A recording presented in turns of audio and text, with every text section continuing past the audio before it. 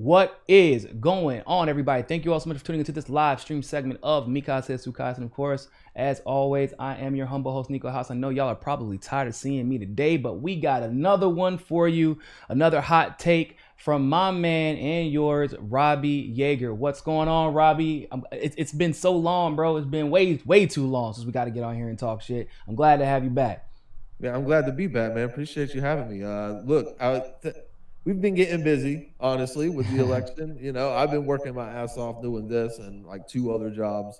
I know you stay busy. You've been, becoming a celebrity for Ah, your, yeah, your appearances on for RT and all that popularity you gained from going on that OAN channel that you got so much in trouble for.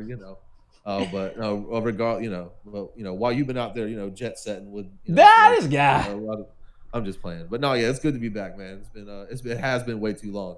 We used to do this like every week. Every week, man. Yeah. Yeah. And look, damn, we look like we need to start doing it every week again because this shit's getting Yeah. crazy, man. And it's funny because when despite the fact that you literally are working like a Jamaican with 18 jobs and shit, you still manage to uncover crazy stuff regarding people's finances on a regular basis. And you've managed to find some pretty significant connections regarding the machines in Dominion, or the Dominion voting machines, excuse me, that the same machines that were used in Michigan that, accidentally gave 6,000 votes to Joe Biden, accidentally, and are also being used in 20 other states. And then, of course, when you go down the rabbit hole, we find out that even those connections extend to other voting machine companies. So go ahead and give us a quick breakdown, if you don't mind, of like what you saw in the financial side, and the financial connection between people who are currently gunning for certain political ambitions and those voting machines, and how it could potentially end up spelling out bad news for Donald Trump and the Republicans. Yeah. So okay, I guess first, we all, I guess, have heard the story about the voting machine glitch, right? That was the first reported about how there was lots of votes that were misallocated due to a voting software issue, and of course, that voting software being a product of Dominion voting systems. So, you know, starting off with that, I think we're already in an issue now where there's a lot of conflicting reporting regarding that, because while that was initially reported and RNC chairwoman Ronna McDaniel came out, had that big presser about it, and now the Michigan Secretary of State has released her own statement as well, saying that Michigan's elections were conducted fairly, effectively, and transparently, and that basically, all in all, and you can read her statement. I've got a link to my Twitter, but all in all, that the voting system was working supposedly the way that it was supposed to, and that all of these misallocated votes came from human error. So That's weird. That's not what they said, though. They said it was now. So I thought it was a software update error. So which one is it? So it says the software did not cause a misallocation of votes. It was a result of user human error. Even the human error occurs. It is caught during county canvassing. Um, so yeah, I mean, they didn't. The statement done by Secretary of State Jocelyn Benson of Michigan, that that it doesn't really go into detail about anything other than what it really was that caused that error. So it was either a human error or it was a software error.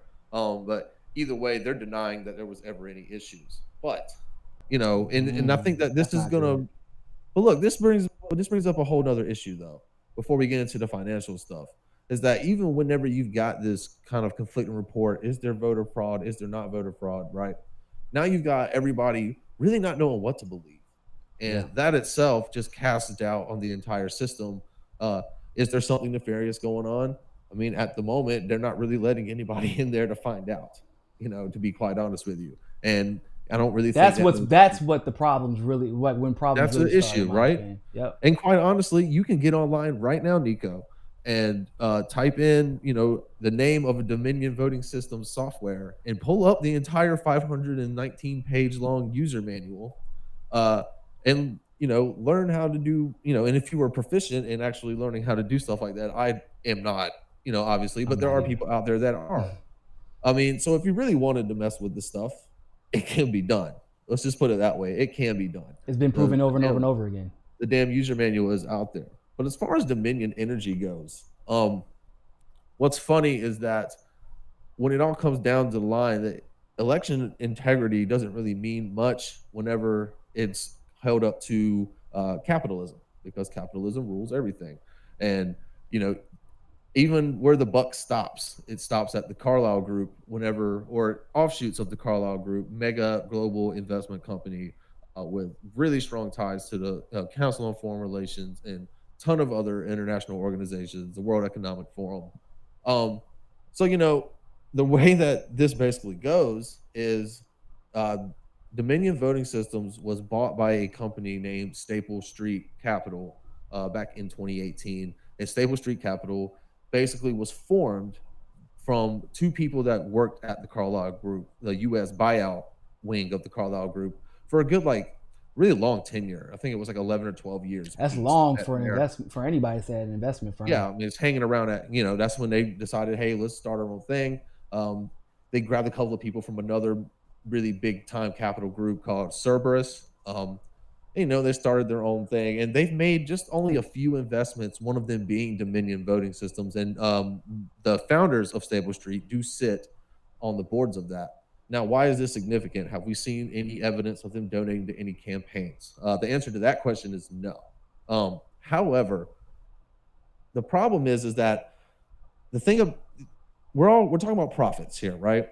Mm-hmm. It's hard to have a lot of, I guess, confidence is the word I'm looking for, in an election system that is run by machines, or basically is owned. Even the way that we do these elections, right? The machines we're putting our ballots into, the people that own these machines basically have a profitable interest in the way that these elections go, right? Mm-hmm. It's all tied into money, money, money, Especially when money. you're talking about venture capitalists. They have a Yeah, bunch of interest in other ventures that they are seeking to gain capital in. right. And so it's hard to have integrity in an election whenever you're looking at, the basically the fundamental function of the election is being run through machines that are basically owned, in the proprietary software is owned by, these multinational investment firms that basically have stakes in God knows what. We all know how the shell game works, and there's really Mm-hmm. no telling exactly what kind of financial stuff is going on behind the scenes.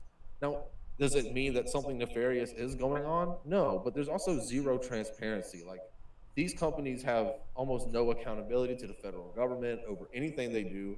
They don't basically the forms they fill out, as far as, is anything wrong with our software? Could it be compromised? They do the bare minimum with all of that. And Yeah. so far, really, Congress hasn't really held their feet to the fire about that at all. I mean, they've made a show of it, but that's about it.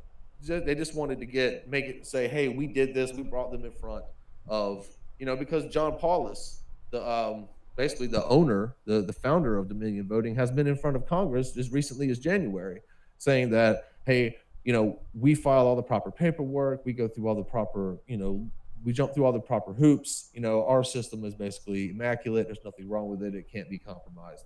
Everybody's got nothing to worry about. Flash Man, forward to the all the election. security firms can just go home. Cybersecurity, just Yeah. retire. We're super secure. It's cool. Whatever. But see, the bigger problem is that whenever we're talking about, people that basically look into things like this, and they already think that, hey, the voting system is rigged, my vote doesn't count, they're just going to pick who they want anyway, Well, right? let's There's be lots of honest. people that Well, believe it. they don't just think that. There's been, evidence of this over and over. I was just talking to Tim Canova. You know how Brenda Snipes was able to she destroyed all the ballots from that race. Just destroyed them. Just whoop, gone, Yeah, and doesn't even go to jail over it. It's a federal right. offense. She was found guilty in a court of law. This is documented by a federal judge, and nothing happens. The election doesn't even get overturned. And And yeah, but see, like, the problem is now, like in Michigan, like, they're not really giving a whole lot of reporters access, to not just Michigan, but any of the little, the ballot counting locations. And it's kind of like, I feel like, for one thing, we all know, me and you know, that, look, there are much better ways to hold an election than how we do it now, yeah, right? But we want people to actually have faith in the outcome of an election. I think that's best case scenario, right? Is that yeah, whenever the election is over, the people view it as like, okay, this was legitimate. Mm-hmm.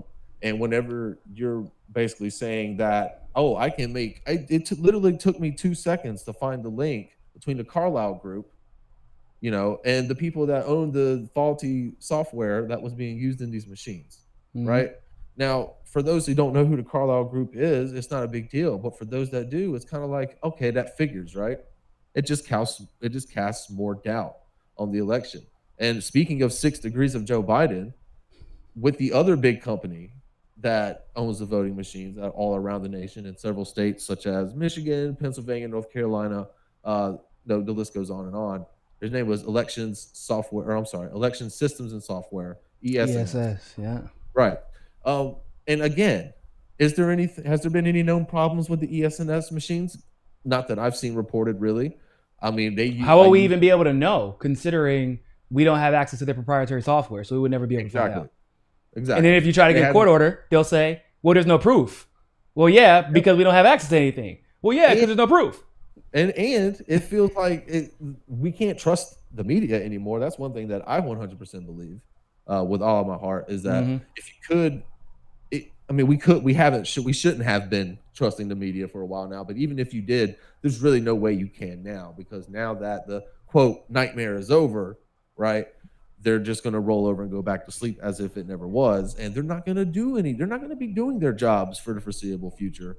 So we're not really going to get them with that urgency to get in there and actually find out if there was fraud. They're totally content with the results of this election, and they're going to bury any story that would even cast any doubt. We see that on Twitter. You can't even almost hint at the notion that you don't think that the election was legitimate or that there could be issues, and you're getting So, censored off that platform almost immediately. yep. So now I want to ask you about one of the board members that we were just talking about.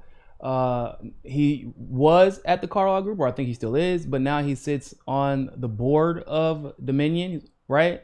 William Yeah. Kennard. So William Kennard is sits on the executive board of Dominion, Yeah. and yep, and You mind if I basically, you mind if I read a bit real quick before I'm gonna let you yeah, continue? I'm just go kind ahead of for read it. to y'all his resume real quick.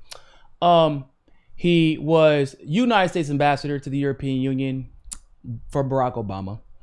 Um, he was the chair of the Federal Communications Commission under Bill Clinton. Actually, he took over right as the '96 Telecommunications Act was passed. So he was the person that was the very next chairperson. That was him, which basically meant he oversaw a bunch of media monopolies being created. His political party, oh wow, they were even nice enough to list that. That's Democrat. Um, and of course, like I said, he was on at least he used to be. I think he still is in the Carlisle Group. And people are like, now let's be clear about this. We understand. I feel like at this point how either political party works. I don't go out of my way to put a former chair from the Bill Clinton administration and then a U.S. ambassador for the Obama administration on the board of the company that's creating the machines that are being used in all of the most competitive states in the most controversial election in the history of the United States, unless I expect things to go a certain way when I put them there. That's just how politics work, people. That's just how it works. But I'm interested to hear your take about that, Robbie. I just think it's a terrible look, honestly, for whenever your software has a problem. So of course, immediately people are going to start digging into this software and finding out who owns it. Where does the money stop? And it literally goes 2 layers, like through. I mean, you only have to take it up one business until Mm. you've got connections to the Just Carlisle one Group. now. Um, and then and of that business, yeah, one of their board members, their former boards, either he's currently on or has previously sat on the boards of AT&T, Duke Energy, Ford Motor Company, MetLife. He's either a current or former managing director of the Carlyle Group. He was a former U.S. ambassador to the European Union. Um, if you wanted to make a case that there's some like shady people Conflict of that interest, maybe. basically, look, well, we discussed this off camera, is that you don't have to look very hard to find an ex-Obama administration official in a Mm-hmm. position of power or influence somewhere, especially on Wall Street. They are very, very prominent in the venture capital market for Or in sure. media. They're everywhere.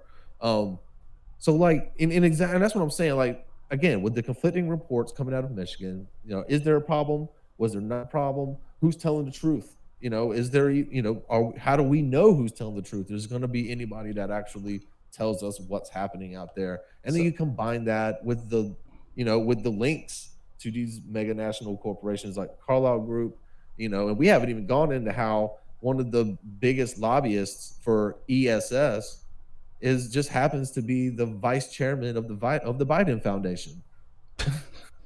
Which, by the way, so if Dominion got like 60% of the voting machines in this country now that are being used for this race, ES&S is damn near every other voting machine in the country. So now you have literally the Obama administration covering one half of the most important part of the election, which is voting machines effectively. And then you have Biden's team taking care of the rest.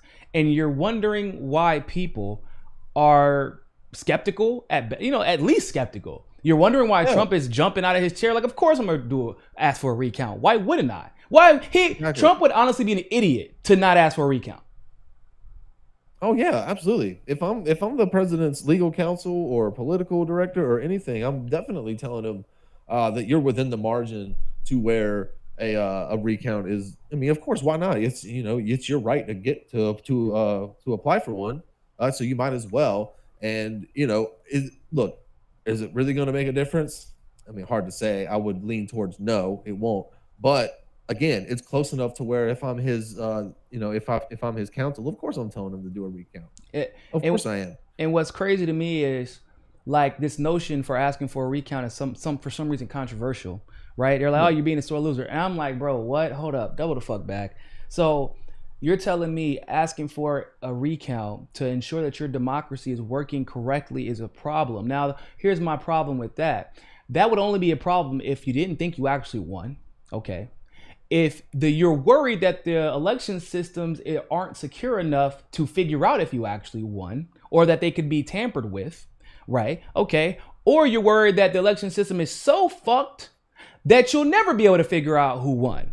Okay, so in all three of those instances, we should absolutely know if that's the case. Any of those things. Exactly. Like any of those instances. Like Evo Morales was like, yeah, go ahead, please recount. We would appreciate it. Maduro, hey, go ahead, recount. Cool, whatever, fine, do it. Please, we encourage you to. When we have a recount or ask for a recount, oh my God, y'all, Trump's being a baby. He's being a sore loser. How could any leftist want a recount? We just want Trump out by any means necessary. Not right. Except for, once again, I'm not new to this damn party. I was here in 2015, 2016 and watched Bernie get cheated. I was also watching as they replaced every single, except for 2 of the states, but 5 out of the 7 caucus states had their caucuses removed and replaced with voting machines. Voting machines. Yeah. The same, and it just the 5 states that Bernie just dismantled Hillary Clinton in. I'm sure that's a coincidence, right? Big coincidence. Except for, obviously, we know the answer, how that story ends, which is Biden all of a sudden beats Bernie in states that he had just beat the shit out of Hillary in, that were overwhelmingly progressive. And then you start to see things like what's in Georgia. So Dominion, this machine that we're having these issues with right now. Dominion did their 2020 rollout this year. This election was their first rollout. And for the first time in a half of a century, Georgia all of a sudden flipped blue. Wow, that's just really weird coincidence. And also, I can't think of the last time that you win Florida and Ohio and lose an election. That doesn't happen. Look, I mean, losing, he has, look, the way I've always looked at it with the Electoral College, and look, I know this is not a very popular hill to die on, and we could probably talk about this at a later date, but I believe that more or less the Electoral College mathematically works as it should. Is it perfect? Mathematically, yes. No. Is it perfect? No, it's not. Is there? I mean, should it be winner take all for every state? Absolutely. No, this should not be the case. That's a huge change we can make right now to at least get a. By the way, picture. Robbie, don't talk about that now because Democrats love Electoral College again. They love it again. Okay. Oh yeah. They love. Oh man, Electoral College is the best thing in the world now, boy. Oh my God. Oh, look, I will say that I am consistent on the issue because I was battling when they wanted it abolished 4 years ago. I was saying, no, no, we don't do that. Yeah, no, I would definitely say, These I are, still say that. Don't abolish it. What we need is you ranked can choice change it. voting, proportional delegate allocation, and I secure agree. election systems. That Yep. would deal with a lot of the problems with the Electoral College. But I'm not just going to let Idaho not have a voice to Exactly. let Florida, Texas, California, and fucking New York decide the entire election, especially Exactly. given the state of our media, given like all the Mhm. propaganda we've been seeing, the conditioning we've been seeing, the disparities in class and how much that affects the elections. Like it's not fair. Like New York as a coastal state has a different mindset and they have different priorities than Idaho, but Idaho or even Georgia or Arkansas, they should be able to have a fair say on how the elections Yeah. turn out as well. They're equally important for sure. I mean, I know there's that coastal elite syndrome that says, "Hey, we pay all the bills." Who But bills? in reality, it's like, okay, but you're all Americans when it comes down to it, and you're all equally important. You all deserve an equal say. And while there is no true, like, perfect way to make that achievable, right? There are better ways than not. And going by a strict popular vote, which, that was just a bunch of people crying about, oh, we won the popular vote and lost the election. It's because you got caught on the wrong side of the Electoral College, and that's just how that goes, my dude. Yeah, Like, and that's by the how it way, you goes. did it in a historic fashion. Like you didn't just lose the Yeah. electoral college; you got your ass handed to you in a way that had never been done by, to a Democrat in literally 2 decades. But I So but I want to say this though.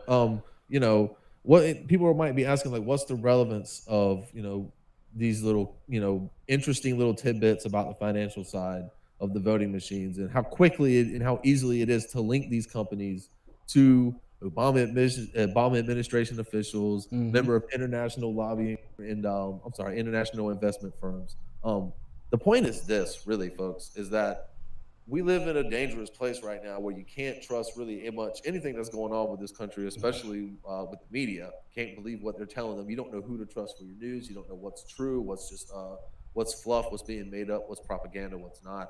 Um, and on top of that, we're at the point now where even before the election took place, look, we saw numerous news outlets on both sides of the spectrum running numerous stories about how they were just basically priming their audience to reject the results of the election should they Mhm. fall on the wrong side of them. And we see that now. There was no way, with all the mail-in ballots and all that stuff, Trump right away jumped on that and and he started laying the groundwork uh, Yeah, I would say to, both sides equally yeah, lay the and groundwork to make sure that you don't accept the and if the other side doesn't accept yep, the results, then they're the wrong ones, and vice versa. If Trump exactly. would have won, and there were these type of inconsistencies, I would say the same damn thing. Recount the goddamn vote. I hate Biden. I despise that man. He is Hmm. actually policy to policy. He is the most evil of the two evils. But that has nothing to do with my willingness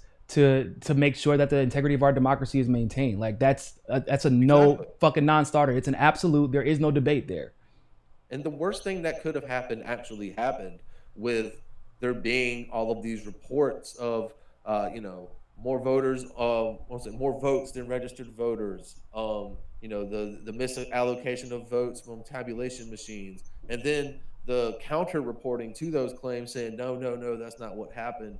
And basically compounded the two problems: our lack of trust in the media with our already shaky, or at best, Mm. amount of trust in our election system. And so now what we have is a bunch of controversies going on with several of these machines and several of these counties, and we don't know who to trust about it. So now, even if there was, like, there has to be recounts. Has to It's be. like, I mean, quite honestly, at this point, I would go for a recount in any state that was even relatively close. And the reason why is because if you can do, I don't care if it takes weeks. I'm not saying to do that because I think Trump is going to, like, have a higher chance of winning. But I do feel like if they still have a chance to salvage this Mm-hmm. from a transparency standpoint, and that would be to go ahead and make it as easy as possible to do these recounts, let representatives from both parties and more than one source of media. I'm sorry, it shouldn't just be the AP and like one or two other outlets being Yeah. able to have access. It should be, hey, it should be many of them standing in there watching these people count these ballots, in these close counties, and make sure that is done right. And then all of the reporting can be consistent across the board for once, For and once. we can actually tell people that, hey, this is the way it actually went. These are the correct numbers. There should be no controversies or no, You know, there is ways what to if privacy. Biden won by more than what he thought? Right? Maybe that happens. Who knows? I don't know. Maybe Who maybe knows? there's more TDS than I could have calculated for, and anybody could have Right. calculated for. And Biden actually gets a mandate. Maybe you salvage some of those House seats that you lost, or maybe you gain more House seats. Maybe you get the Senate back. Maybe some mayor got cheated that you weren't accounting for. Like all of those things would be found out in an effort to recount. People don't think about shit like that, but like you don't have a damn near not having a mandate, bro. Nobody believes shit that's coming out of your mouth except for these these latte liberals and these progressives Right. who want to pretend like they finally won something, even if it is nominating a rapist, segregationist, warmongering racist. Like they don't even care. But like those are the only people. And even by the like maybe 3 months into your term, they're gonna remember, oh shit, you're horrible. That's why we didn't like you to begin with. And so you're not gonna have a mandate. And in fact, let's be real, it's worse than that. You just gave Joe Biden the White House potentially with enough neoliberal Democrats to work with Republicans, and then a Senate with Republicans and enough neoliberal Democrats to give Joe Biden every single fucking neoconservative policy without any pushback for the next 4 years. For sure. Yep. It will be fast tracked. Every bad thing you think Trump has done, oh, it'll be worse, and it'll be coming at you much quicker. And guess what? MSNBC. Oh my God, he's just so amazing. It's just so much normalcy. Now, aren't y'all happy? Y'all want some more of this normalcy? I put some sugar in it. You drink some normalcy. Want some You want normalcy? some of that normalcy? Yeah. Y'all want some of that normalcy? Love that normalcy. We're gonna Bruh. drop some normalcy all over the Middle East. Dog, the We're gonna drop a whole dude lot of said, normalcy. like, that's what's crazy to me is like, we're not even really putting ourselves in a position to even, because this idea that you can push Biden left, which is like ridiculous. It's the most ridiculous shit I ever heard. But like, the leftists aren't even worried about putting themselves in a position to be able to do so. That's what's weird about it.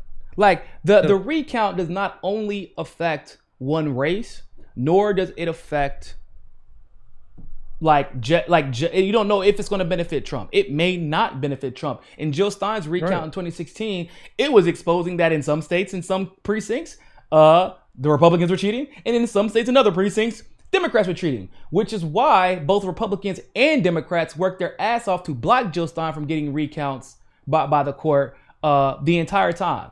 That's why they both work together to make that happen. And now you're having what? Same situation. Now Trump is saying, obviously, I'm going to do this fucking recount, and I'm the president. I do what the hell I want to too. So, but the Republicans and the Democrats are saying, no, just accept the results. Nah, don't worry about the election system. No, don't worry about that. Well, shouldn't we all be worried about the election system? Because I'm not just trying to vote. I'm trying to make sure my damn vote counts.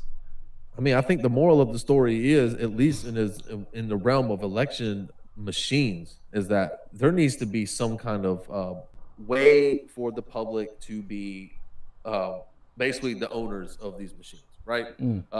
It shouldn't be. It should not be these big multinational investment firms, or just these venture capitalists that hide everything in they don't have to tell anybody anything, right? They just throw a bunch of money at a company that just so happens, right? Dominion voting system, they have contracts with hundreds of counties nationwide, and they get paid on like an annual basis, and they make hella money. So right? much money, bro. It would take forever because each county keeps its own records, right? So I would have to go through and find like. No, that's not true, Robbie. Every Maybe. county counts their mail-in ballots at the exact same time, and they financial report them simultaneously at 3:00 in the morning.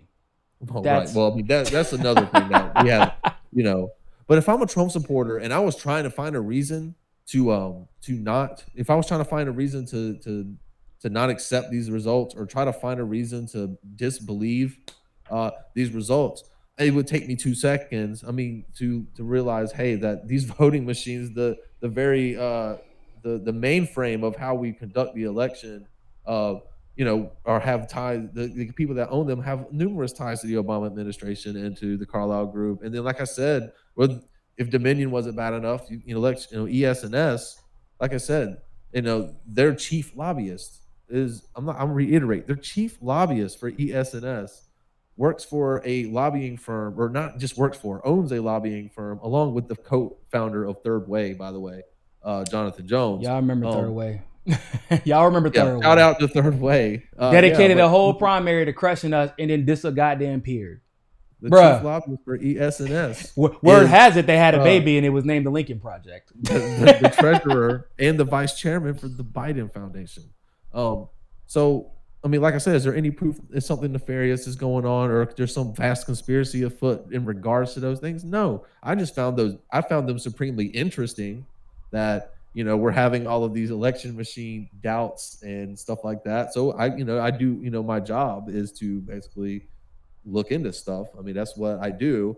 And like I said, I just found this stuff interesting. So I was like, hey, it's a small world. That's how I kind of tweeted it out. It's a small world. The chief lobbyist for ES&S is the Biden Foundation vice chair. It's funny how these things are just Super how these coincidental. things is super coincidental. You know what I mean? And if I was somebody that I was already having doubts in the electoral process, and I saw some information like that, which is true. It is a true information. Don't get me wrong. It's not conspiratorial just to put that information out there. It is This a is all very facts. interesting coincidence. Yeah.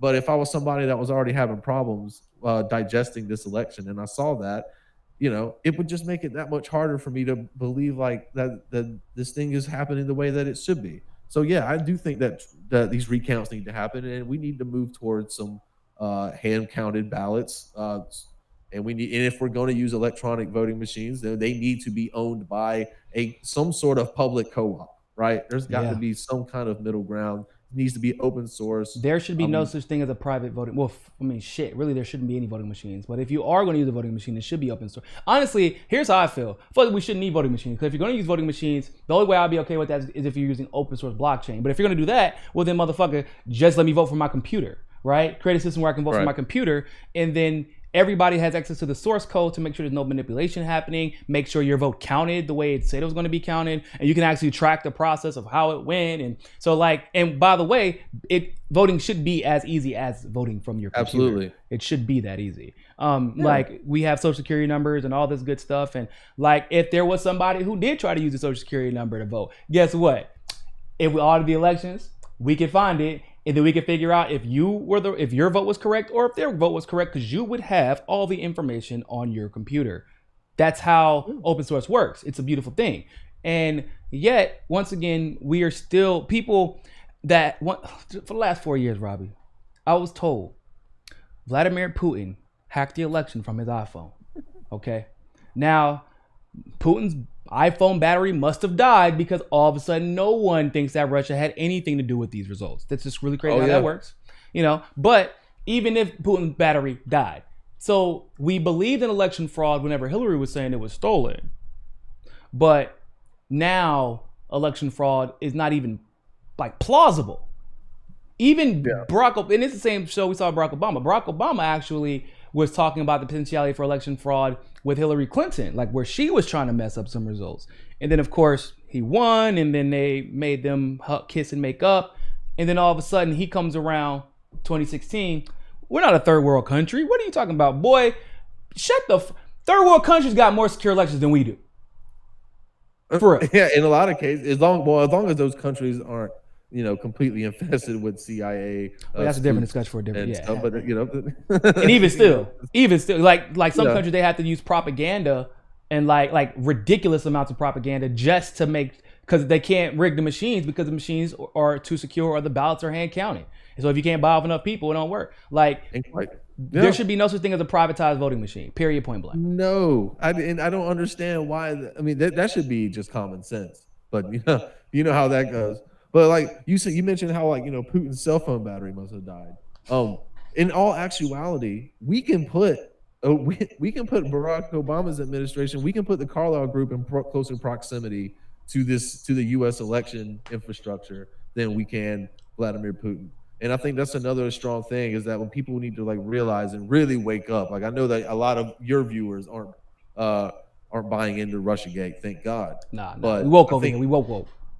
But the problem that is arising is, again, really got to open your eyes to the fact that like Putin really is kind of just localized in his own little area. They really serve no real threat to the United States, like Nah. quite honestly. Only in And the we sense serve that they way could more. help countries that are threatened by us We with their serve way support. more of a threat towards them, and Yeah. that is long and towards everyone, quite I honestly. want to. And I yeah, want go for it. Go for it. to hit in a couple of these super chats. Emblem Faith. Yeah. Thanks for the super chat, my man. Happy Demented Segregationist Day. Oh man, yeah, that's basically what today's gonna be known as. Good God Almighty. And we got Sparky. Thank you very much for the super chat, my man. The establishment is ecstatic. Yeah, I know. Look, and anytime, here's my thing. If I'm about to tweet something out, right, that like the establishment's agreeing with, I might just delete the goddamn tweet, right? Because 98% of the time, we don't agree on anything. Nothing that they have said has been for the good of the people. So if I'm repeating the same thing, like whenever I talk about BLM, it's gotten to this point, right? If I talk about BLM, I'm gonna have to I'm very clear about my distinction. There's BLM the movement and BLM the 501c4 nonprofit organization that donated almost all their money to Joe Biden's campaign. That's not the same thing. Okay, so just let everybody know. Super Friday, thank you very much for the super chat. Niko, you're a smart guy.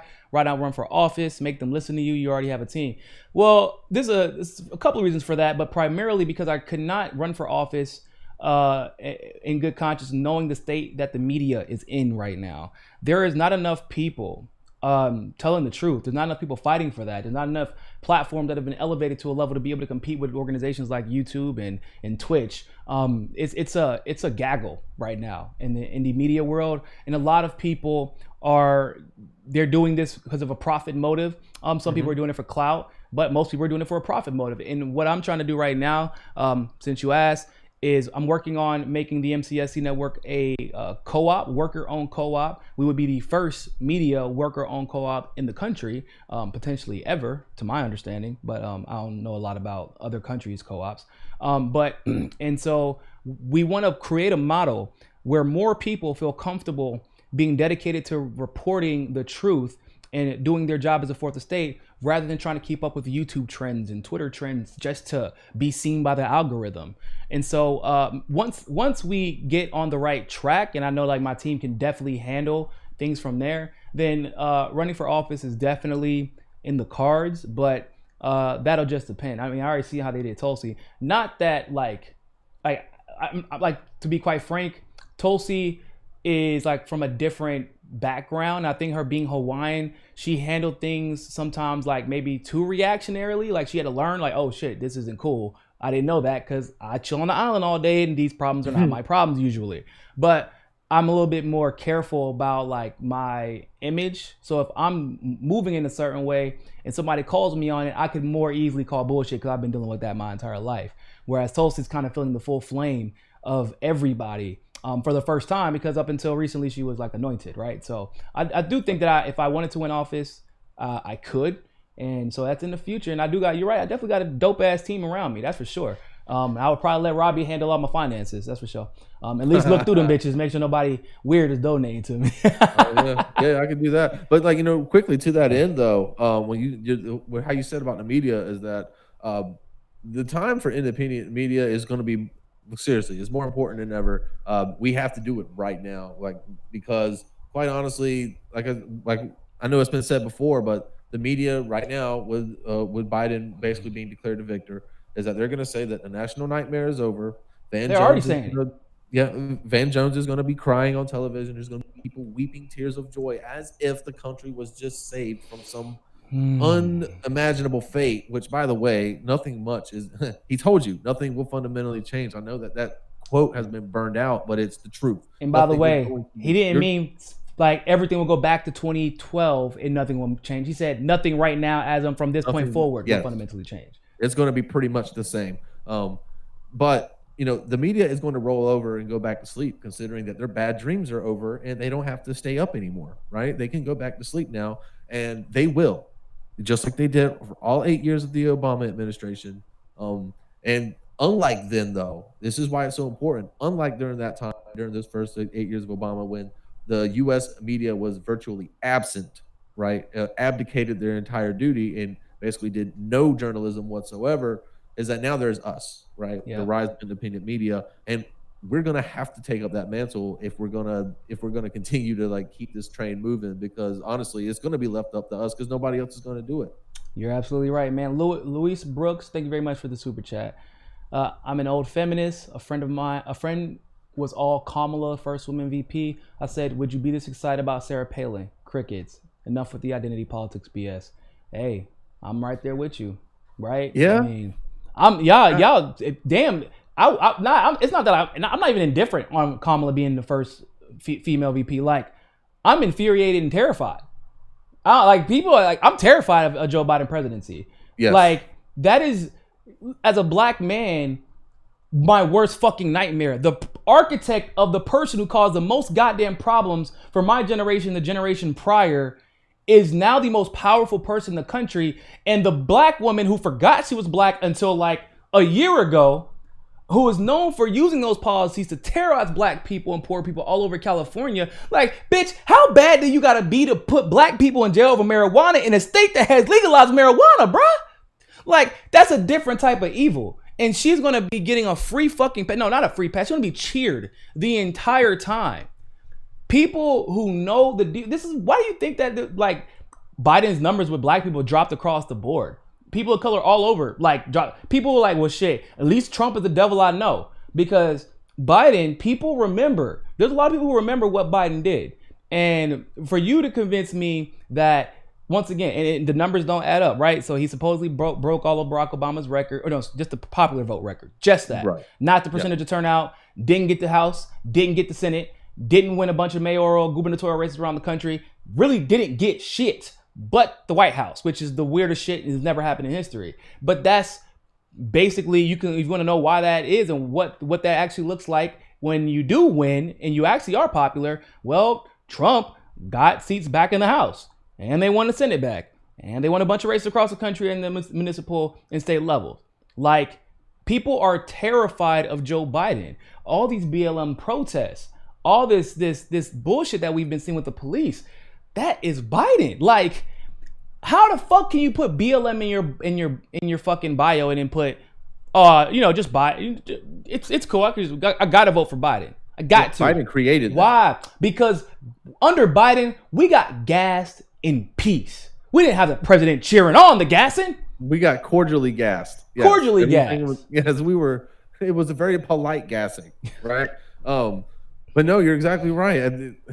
That's why I've been trying to tell Republicans that, hey, it's already hard enough for a Republican to win through the Electoral College. It doesn't mean the Electoral College is wrong per se in how they do it, but there are some improvements. I don't know how it would be hard enough for them to win, though.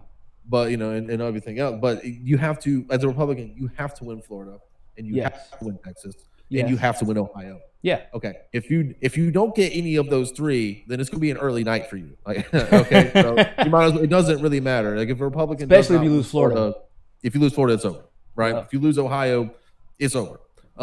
It's pretty much, Texas is usually a safe bet. But is Biden the first candidate to lose Ohio in like the last century and win? No, it would have been Trump. So basically, the stat is that no Republican has won the presidency without winning Ohio in quite an absurd amount of time. Yeah. So going back like over 100 years. So like, you have to get Ohio. Your options, because if you're a Democrat, you're getting New York, you're getting, the entire West Coast, Washington, Oregon, California. That's all pretty much a given.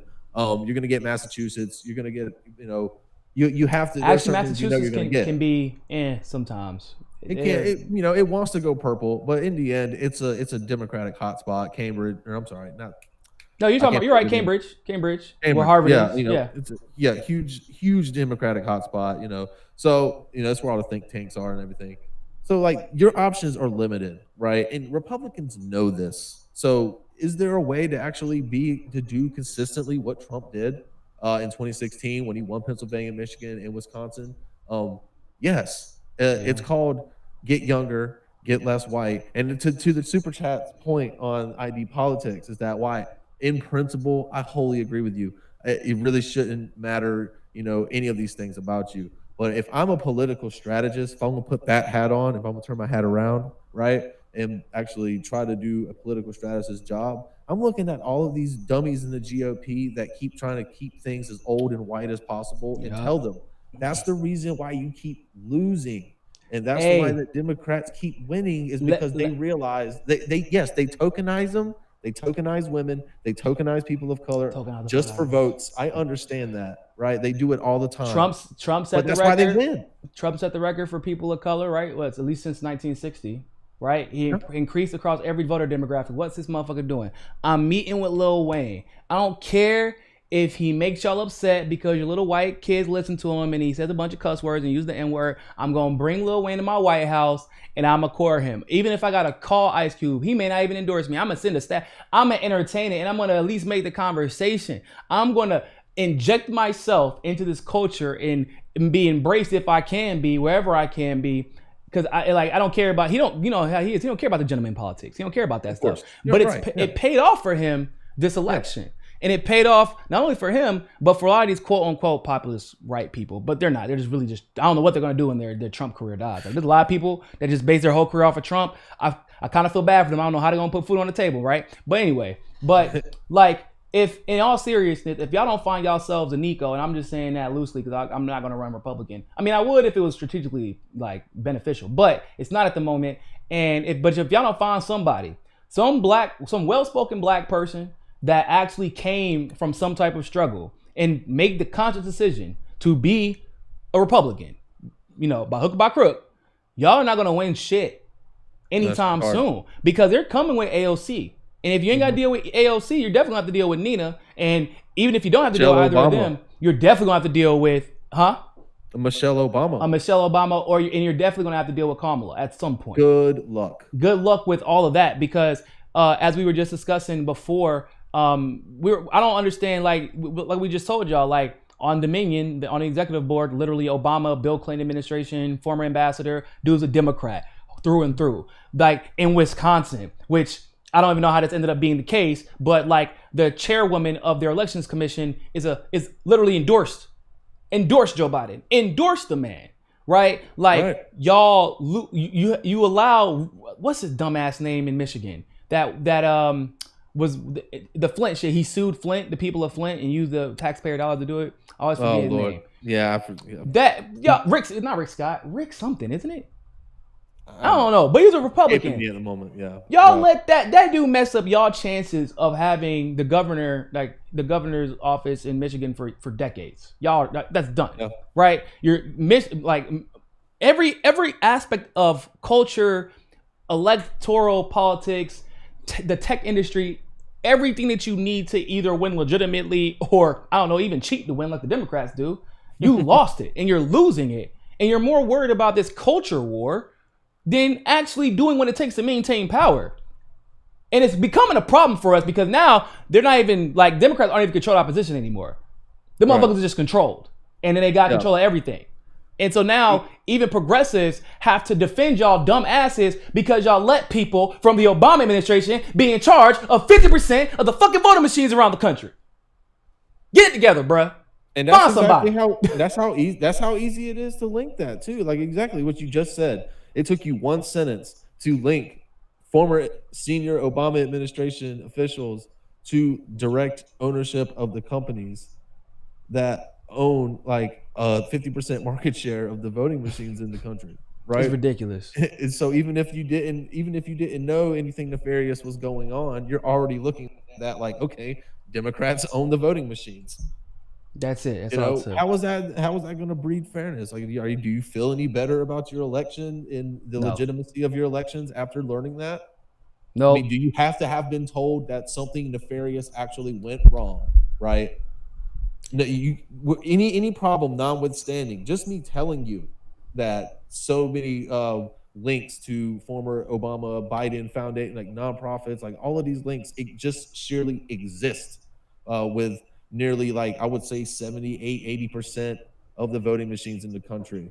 Even without any incidents happening, it still would make you feel like it's conflict of interest. It's terrible. It's a terrible look. Like, a judge has to recuse themselves even if they are acquaintances with somebody who might have been involved in some shit. Like third part, my daughter was friends with this kid or was in the same class as this kid, therefore I can't, like, I have to recuse me. Like, but literally, when it comes to our election system and our democracy, you can have former Obama, no, damn that. Let's call it former Biden administration officials. Two of them, one of them's a Biden administration official.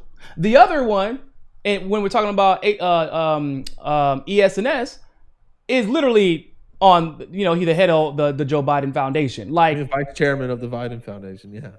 Bro, we getting DT'd out here. We getting double teamed. We getting double penetrated, dog. You know what I'm saying? Like, how do you, there's no justification for that. That should have never even before. And the most disgusting part is whoever Trump's team is, y'all need to get fucking fired. How do y'all not know this is happening before these elections even start? How are you not keeping it? I feel bad because I'm an investigative journalist and I feel like a dummy because it took us for something to go wrong for us to look at this stuff. And man, but it's so hard to keep up with this. I feel like that's on me. But then again, it's also like, I'm not the New York Times or the Washington Post.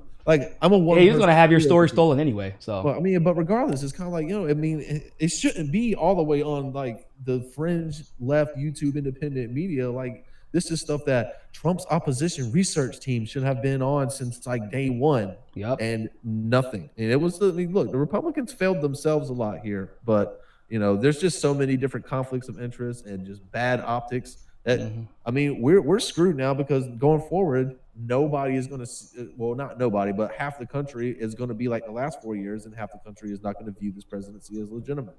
Yeah, and once again, this is why the independent media is so important. I'm gonna get these super chats so we can get up out of here. Glory, so many punk asses out and about right now. Yup, absolutely. Darren Levy, CNN, Cheney is advising Biden on foreign. Is that a joke? No, is this a joke? I'm laughing, but it's not a joke. No, is this a fucking joke? Don't play with me. No, well, look, real quick. Is that satire, Darren? You can't say some shit like that and leave it open ended. Is that satire? Yeah, you said how you had like very justifiable fears of a Biden administration. I said from like the first time I saw him on a debate stage that this man has the most dangerous foreign policy mind out of everybody on the stage, maybe with the exception of Pete Buttigieg. But when Biden spoke about Russia, when he spoke about Iran and Syria, literally his words scared me. Yeah, no, I said the same thing. The tone he sets is like he's almost itching for a conflict, and with he was reports like Dick Cheney. Congratulations, Democrats, bruh. Dick Cheney, dog. Like, is that satire? I need to know if it was satire or not. Like, that's I have a feeling it's not.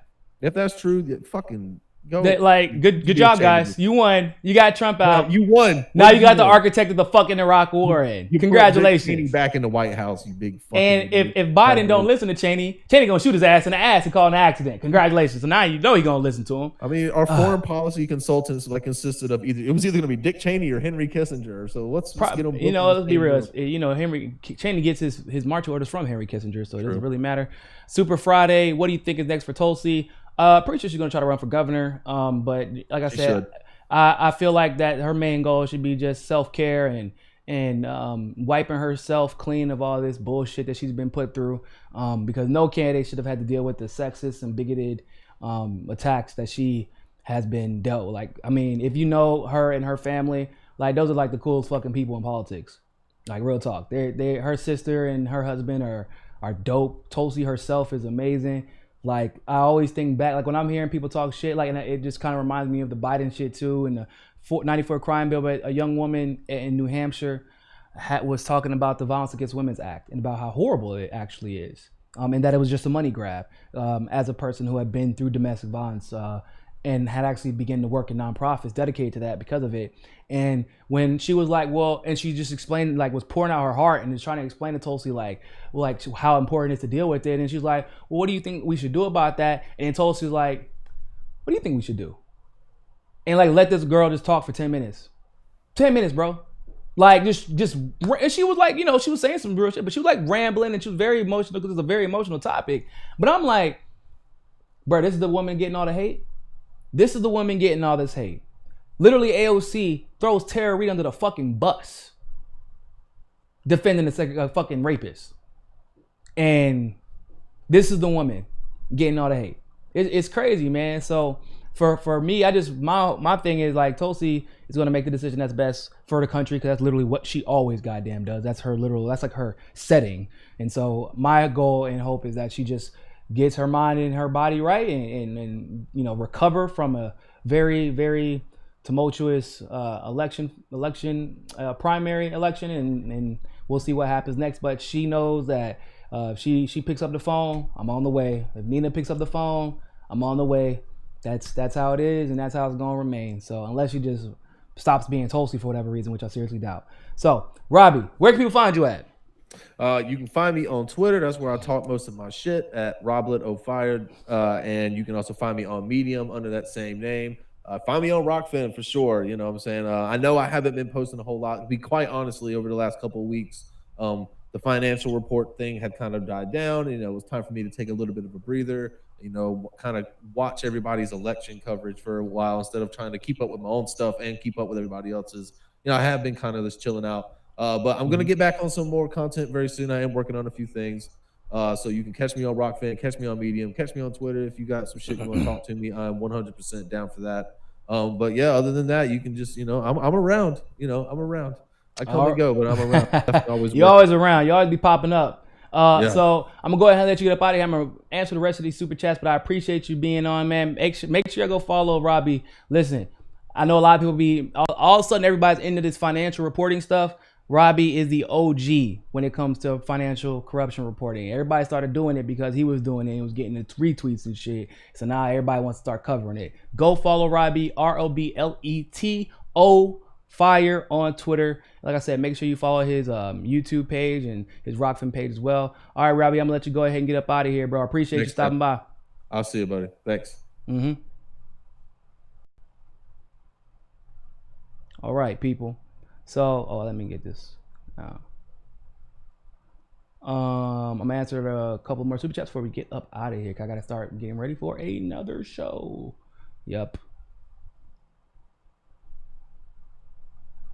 All right. So, what super chats we got? I want to make sure I answered all of them. Wendy Melly, thank you very much for the super chat. Hey Niko, I have a lot of respect for you. Can you address you being in an anti-Antifa documentary? There are those calling you a grifter. Well, first of all, the ones who usually call me a grifter are actually grifters. But yeah, I don't have a problem with that. So basically, Jack Pozobic let me know that he was doing a documentary on Antifa and that he wanted to have somebody who was actually a genuine leftist give their perspective, so that it isn't just a bunch of, I haven't actually seen the full documentary yet, but I kind of can assume what it is. But I wanted to actually give not only a leftist perspective on Antifa and a black person's perspective on Antifa, but an activist perspective on Antifa, and use that as an opportunity to bring attention to the things that had taken place that a lot of people hadn't actually paid attention to, right? So I know they didn't use all of it, but he did ask me, well, like, if, obviously for time's sake, he won't be able to put everything I said in there, but what is the most important thing for me? And I told him, if you saw my interview, you'd see this, but I was like, look, Standing Rock, Ferguson, Baltimore, like, I know what an activist is. An activist who's an activist full time and not just out here because of Trump, right? And I was at Standing Rock. I participated in initiatives to assist the people afflicted in Baltimore, and I know Antifa was no goddamn where to be found the entire Obama administration. This version of Antifa. There are some people, like my friend Erica, like, she's genuinely anti-fascist.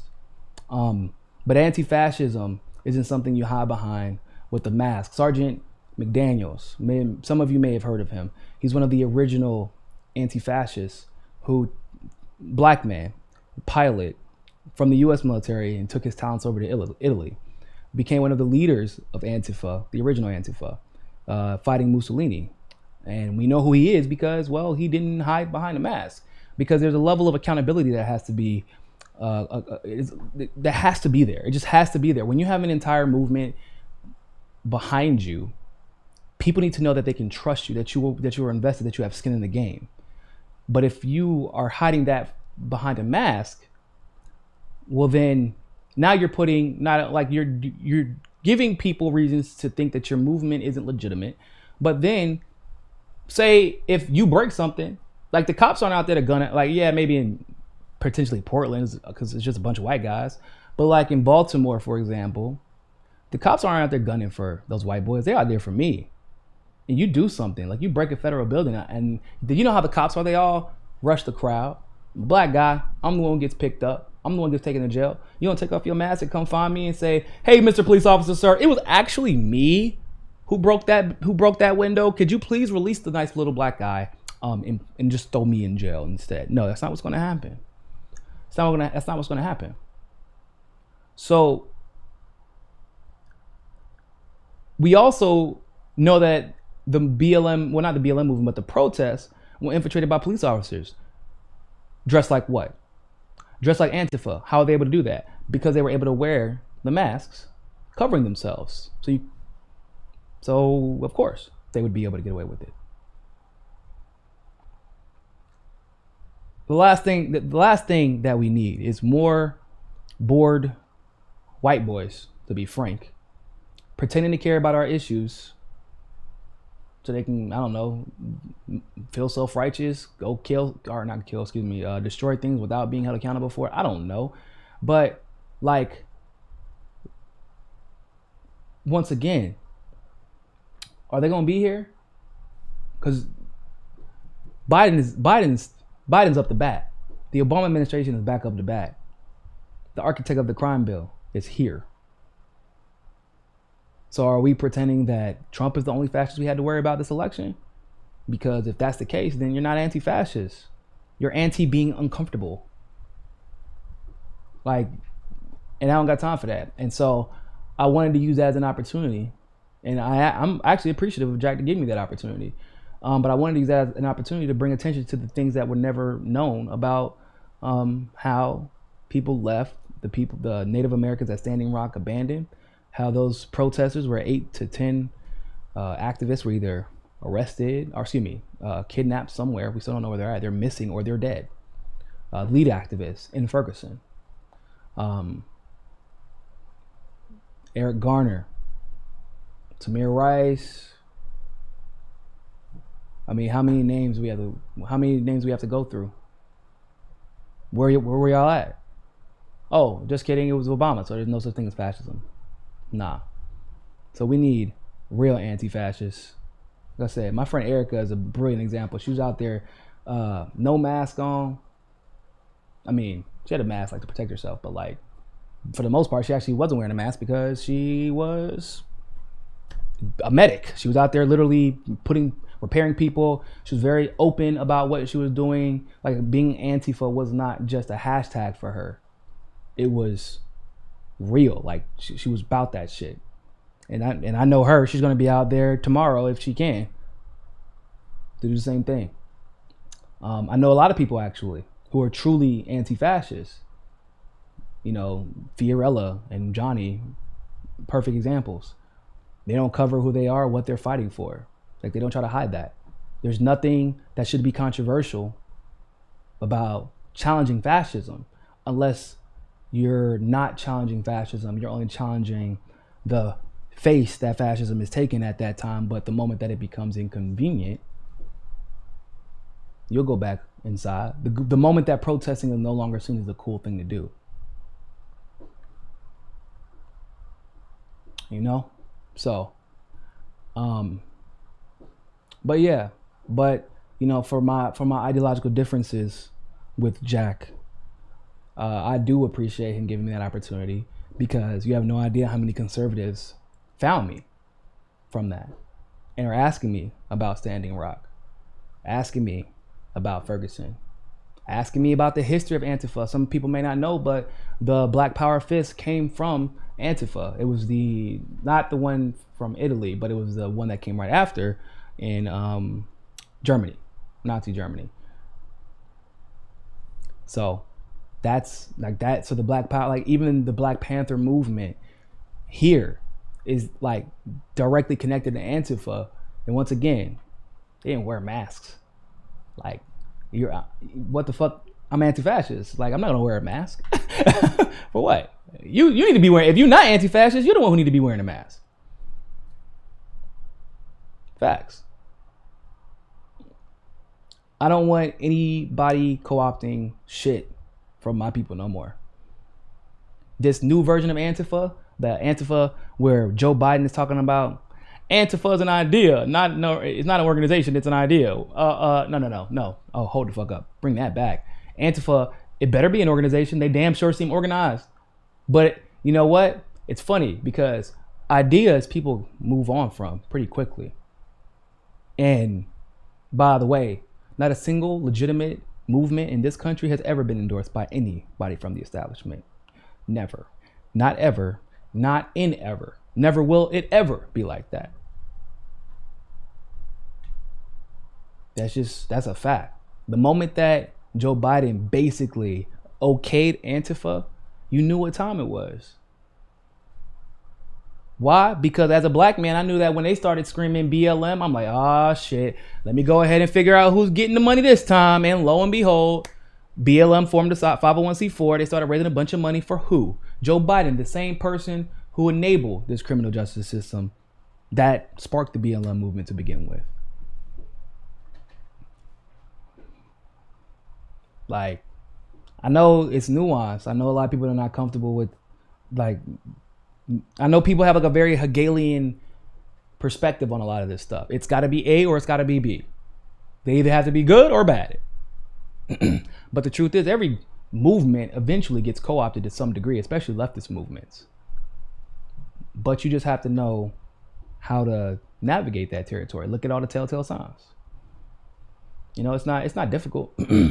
But I've said and have always said and will always say that I'm a free speech absolutist, and I will talk to anybody who's willing to listen. Anybody. Period, point blank. And I'll say this. For everybody who wants to talk shit, Jack was introduced to me for the first time on an equity, racial equity panel in Milwaukee. And of course, because it's a racial equity panel, there's a bunch of white people there, and I was the only black guy on the panel, it got to reparations, of course, because it always does. And I argued, pretty effectively I might add, for reparations. And Jack was so impressed by that argument, that's why he invited me to speak in his documentary. So this conservative, some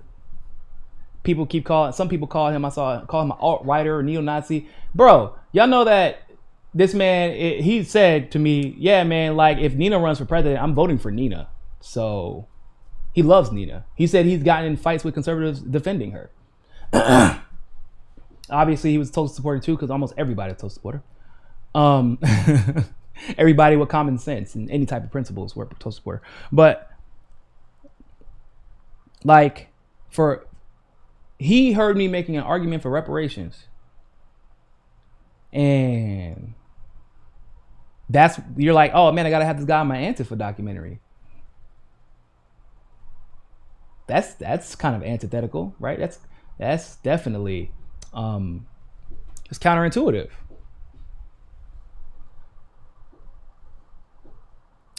What you like? Don't forget the black bloc, because that's what the legitimate tactic for wearing all black, masking up, is typically regarded as too. What do you mean the black bloc? Oh, you mean as in so people don't know we're black, so we don't get shot for being black? Well, I don't have a problem with the wearing all, you know, all that good stuff, and I get that. Like, I do get that, but like, that's like protesters do this. We don't like organize and be like, oh, Antifa's doing a protest and we're gonna wear a black bloc, and like, nah, like Glory, I don't have to explain this to you because you were out there at the protests out here, and you were there with basically, weirdly enough, Miami protesters were probably, South Florida in general, they were very, very peaceful protests. The cops were getting wild, but there were peaceful protests. Now, don't get it twisted. People were protecting themselves, right? But also, it's because BLM was actually organizing the protests. The genuine, real activists of BLM, not BLM, the 501c4 nonprofit organization. It was good. It was fine. And because of how the cops got froggy, it made sense that people would take more action to defend themselves. Like, protect themselves, I should say.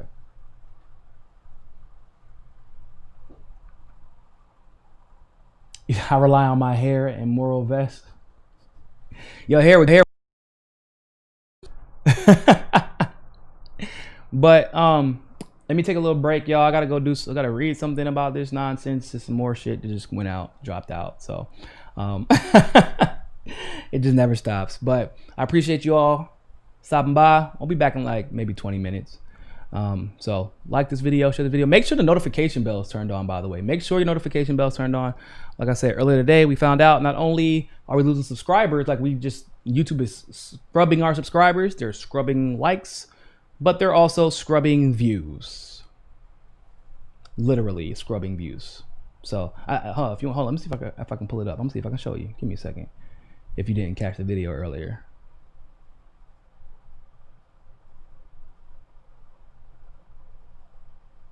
Yeah, I still have it. Right here.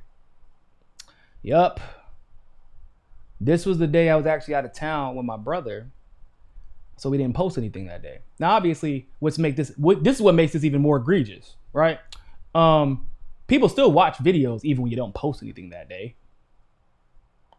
And even with that, I lost 564 views. Lost 564 views. Motherfucker, how you lose a view? How you lose a view? Somebody, do you email YouTube? Do you email YouTube and be like, hey, man, I was so disgusted by this video. I want my view back. Give me my view back or I'm suing y'all. Like, come on, bro. So if you want to support the show, please sign up for Rockfin. You can become a Rockfin Premium member also. You know, we have our Rockfin Premium show every Thursday. But sign up for Rockfin. That's where we're going to be protected. That's where a lot of people are already heading over there, right? Odyssey as well. Odyssey's dope. The links are in the description as well. But sign up for Rockfin. Shout out to all of our new Rockfin Premium subscribers. We've gotten like 30 in the last 2 days. That's dope. Yes, hey, I heard, Steve. I heard that Glory mentioned that earlier, that you were getting hit like that. I'm not surprised, bro. Like, what raised my suspicions even more so was when I was live streaming like a week or two ago. Like, I got like 11,000 views on the live stream. And I was like, yo,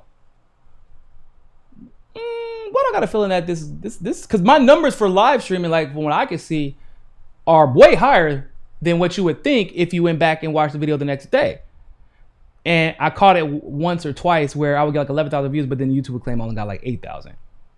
Or I would get 4,000 views and YouTube would be like, oh, you only had 1.8.